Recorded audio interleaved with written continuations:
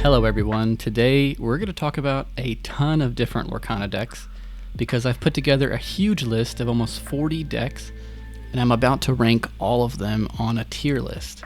Keep in mind this will certainly be my opinions of the decks and their matchups and maybe how they fall into the meta, but I hope this video can serve as a useful tool for players of all skill levels to find new deck ideas and foster some great discussion around Lorcana in general. So I'll briefly go over each deck, just a few sentences, otherwise this video would be way too long. And I'll include images of key cards that are the core of each deck's strategy, and if anyone has any questions or wants to see a full guide on any of these decks, please let me know in the comments. Also, I'm sure my final list will look very different from other people's, so let me know in the end how my rankings line up with your own. Alright, let's get started. First up, this is an Emerald Steel mill deck that focuses on playing a whole new world several times to force a deck out from your opponent. I just put up a full video guide and playthrough if you want to learn more about this deck, but it's very fun to play, and maybe it's recency bias, but I think I might be putting this deck in the A tier. It has a surprisingly good matchup versus the dominant control decks that we've been seeing a lot of. Next we have the Amber and Steel midrange deck. This covers any variations of the deck that wants to quest early and support the board with powerful mid-game steel cards. My favorite list includes ARIEL to sing the powerful 5-cost steel songs, and this was one of my top 5 decks that I mentioned in my first Lorcana video, and I still think it's very good, S tier. Next we have 3 different aggro quest decks.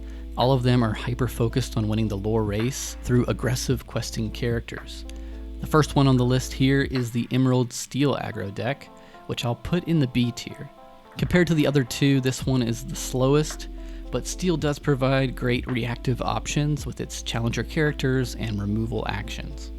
Now its cousin, the Emerald Amber aggro deck, is sort of the poster child for Lorcana aggro decks.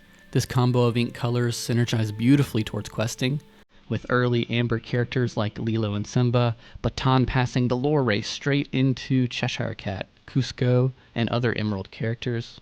This is a top tier deck, definitely S tier, and I also have a video on this one breaking it down if anyone's interested and wants to dive into the details a bit more. Finally, rounding out the trio, we have the Emerald Amethyst aggro deck. This deck also taps into the powerful questing power of Emerald, but this time folds in the great card draw power from Amethyst that can allow this deck to bleed into the late game as needed. This deck is also B tier. I rate it a bit lower than the Emerald Steel version. Next we have a couple anti-quest decks that utilize cards like Mother Gothel, Jasper, John Silver, and even Mother Knows Best to disrupt the opponent's ability to quest towards a victory. This first version is an Emerald Sapphire list that utilizes Sapphire's ramp combos to get your key cards, like Mother Gothel, on the board early. This deck sounds really exciting, but even with the Sapphire ramp, it takes a while to come online, and I don't think that such a reactive playstyle is great, especially in this first Lorcana chapter, so I'll put this deck in the D tier. You can also build out an anti-quest style deck with Emerald Steel. The reactive playstyle is the same, but I like this deck a bit more because of powerful mid-game cards that help you set up your Emerald anti-questers. Despite being D tier, both of these decks are definitely worth checking out if you haven't. Next we have everyone's favorite theory-crafted deck, the ARIEL One-Turn Kill. This is an Item Storm Steel Sapphire deck. This is a really fun and flashy deck that is perfect for anyone who loves playing combo decks. I think it's our first deck in the C tier. It feels middle of the pack to me. Amazing when the combo is pulled off, but too inconsistent to compete for a top spot with other amazing decks. Next up is another Sapphire Steel list. This is the BELLE Ramp Control deck, and I specifically throw Bodyguards in my list because I think they add a lot to these Steel BELLE decks. With Mickey or Donald guarding Belle from challenging characters, plus Aurora blocking targeted actions, this deck can be deadly when executed well. Make sure you're heavily prioritizing Belle and Fishbone Quill for the ramp, instead of Grandma Tala, Mickey Mouse, or One Jump Ahead. The Belle plus Quill combo is a lot better, especially in a control style deck. Let's put it at B tier, right between our two aggro decks. Next up we have another mill deck. This is an Amethyst Steel Broom focused mill deck that utilizes magic brooms to toss your whole new worlds back into your deck to be drawn out and used again. This is a fun and quirky deck, but it's definitely the weakest deck list we've ranked so far, and is certainly overshadowed by the Emerald Steel mill deck. This one is our first in the F tier, but I look forward to stronger broom focused decks in the future sets if more broom characters are added. Next up, we have an Amber Amethyst Miracle style deck. This deck focuses on the superb duo of Floodborn, FACILIER, and Stitch, who can combine for some great combo potential. This is another one of my early meta predictions in my top 5 video, and I still think it's a great deck, especially if you like these types of combos and going wide on the board with a ton of characters. We're putting this in the A tier. Next we have a Ruby Emerald full evasive deck. This deck, as you may have guessed, focuses on evasive characters and their ability to slip in a ton of questing against many decks that aren't prepared to deal with them.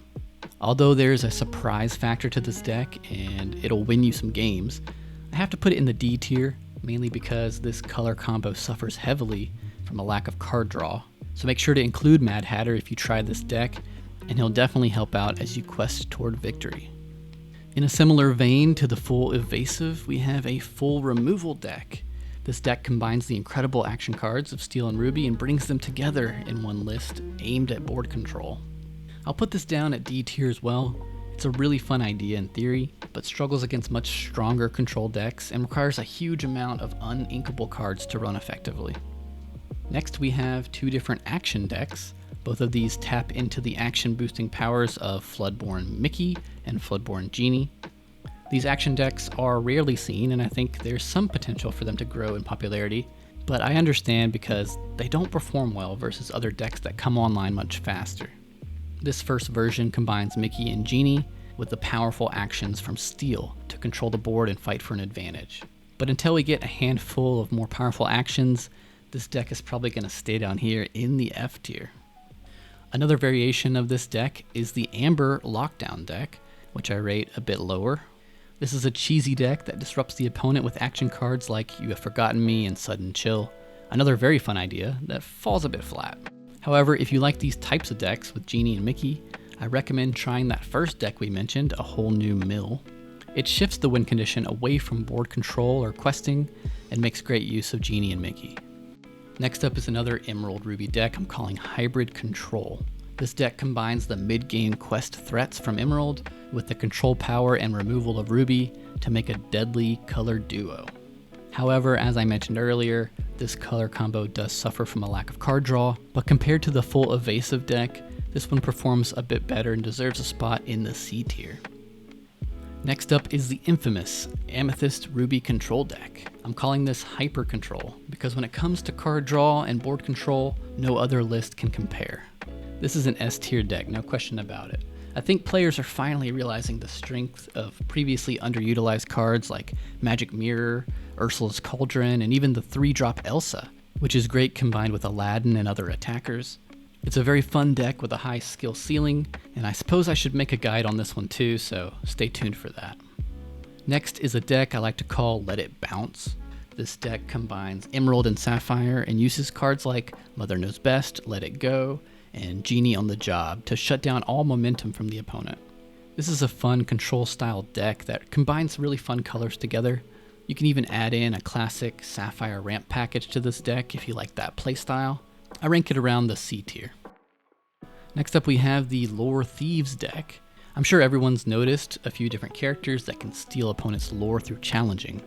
This deck aims to focus on these combat lore characters. In addition to the ever popular outlaw Aladdin, you can run Tekka, or maybe even rightful heir Simba if you're crazy.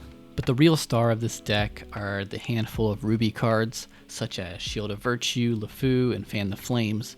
These will allow you to challenge 2 or more times per turn, stealing even more lore from the opponent. I think this is a D tier deck, but I still highly recommend it because it's a ton of fun.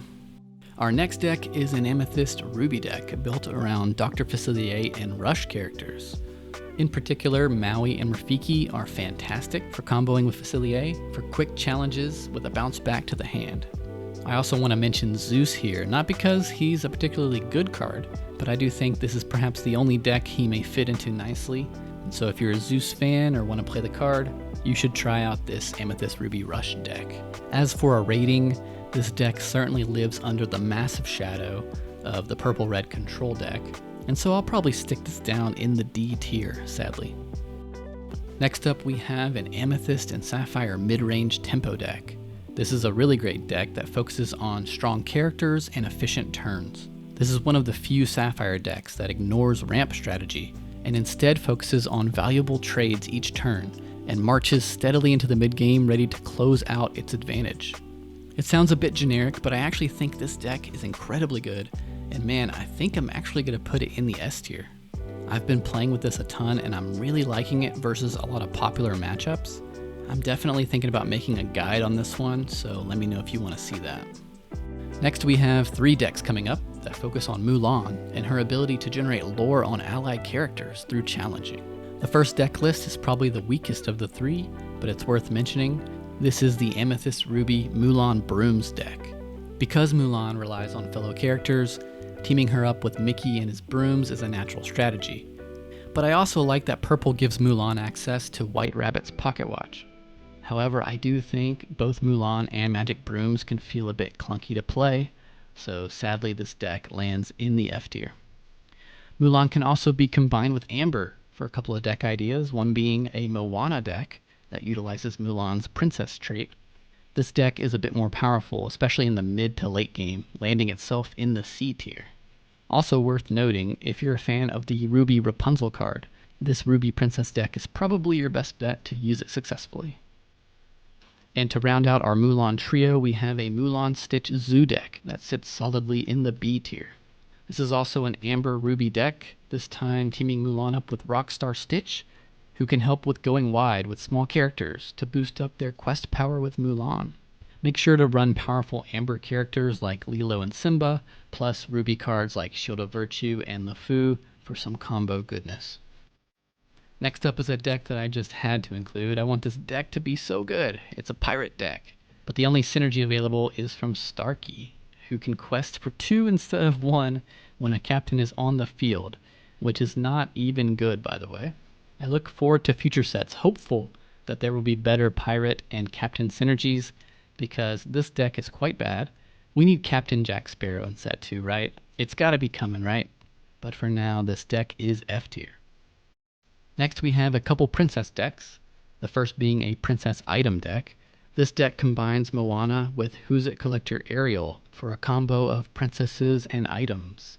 It's a decent deck that has a very strong identity with so many princess cards. We'll put it in the C tier. A similar list that's a bit more consistent is a more standard princess deck without the item focus.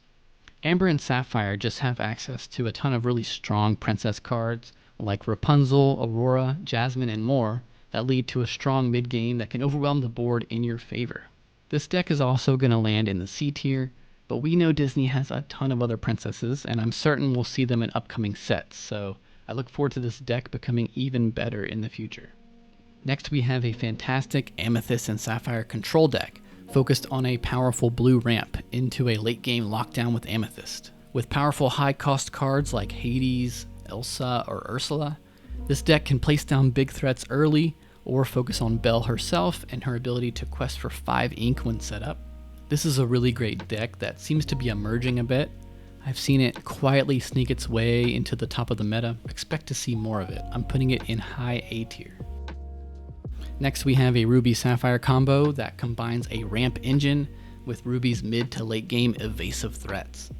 It's easy to compare this deck to the Emerald Ruby evasive deck, and although losing Emerald's strong characters feels bad, adding in the ramp potential from Sapphire feels great when opponents can't answer your strong evasive pressure on turn 4 or 5 so early into the game. I'll put this just above the Emerald evasive deck in D tier. Here we have another blue and purple control deck, this time focused around Dr. FACILIER and his synergies with low-cost characters. This deck can be built more zoo-focused with characters like Phil, or even Mickey, who can bounce back and reuse his entry ability. However, this deck really shines when played more like a control deck, similar to the BELLE ramp control deck. I'm putting this in high B tier because this is the type of deck that has a lot of flexibility and has potential to compete with other great control decks. Next up is another Sapphire control deck, this time paired with Ruby. This powerful ink combo boasts some of the strongest characters in all of Lorcana. With a quick Sapphire ramp kicking off into the oppressive Ruby removal, this is a staple control deck for many players. I covered this deck in my top 5 video, and although I've cooled off a little bit on it because of its lack of card draw, I still think it's a great deck and deserves a spot in the A tier.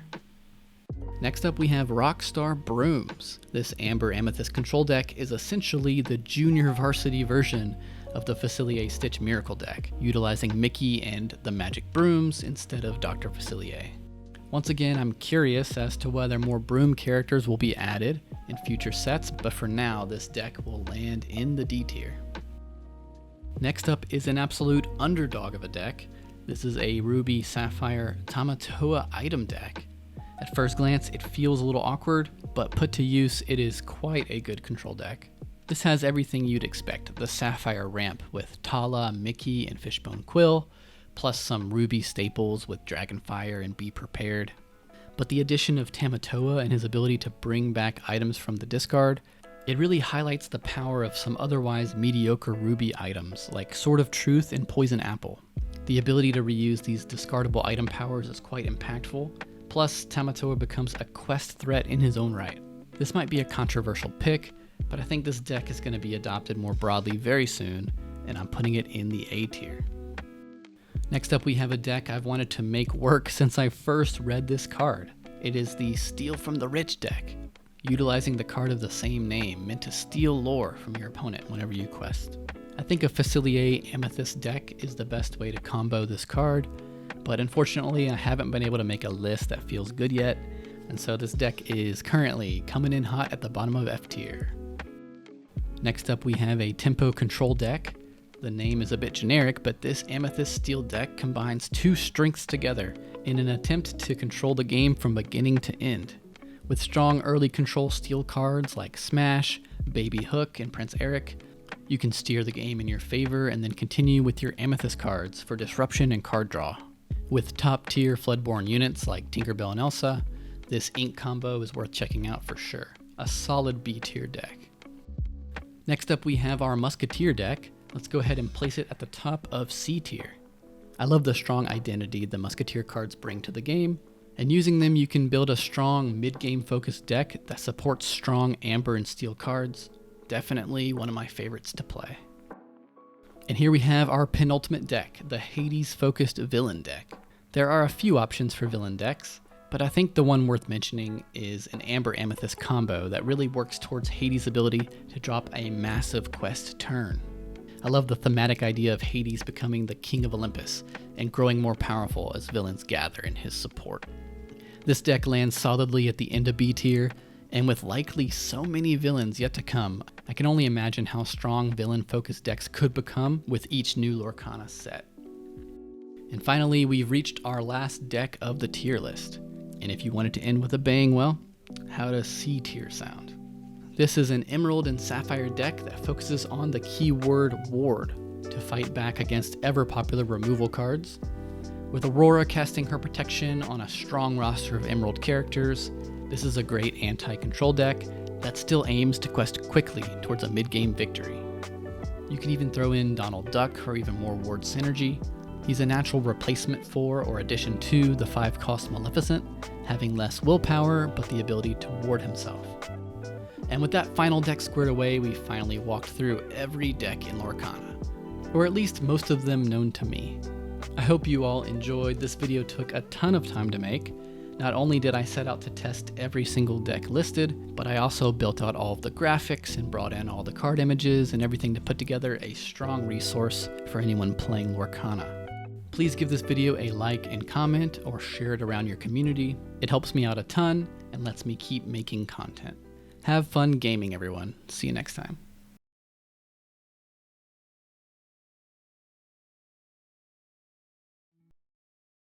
Alright, if you've made it this far in the video, you've earned yourself a secret clip. You get to watch me open my first ever Lorcana pack that I got earlier today. I thought it might be nice to throw this in because I actually pulled a legendary card in my first pack ever. Now, it's not a foil or an enchanted card or anything crazy, but I still thought it was pretty fun, so enjoy.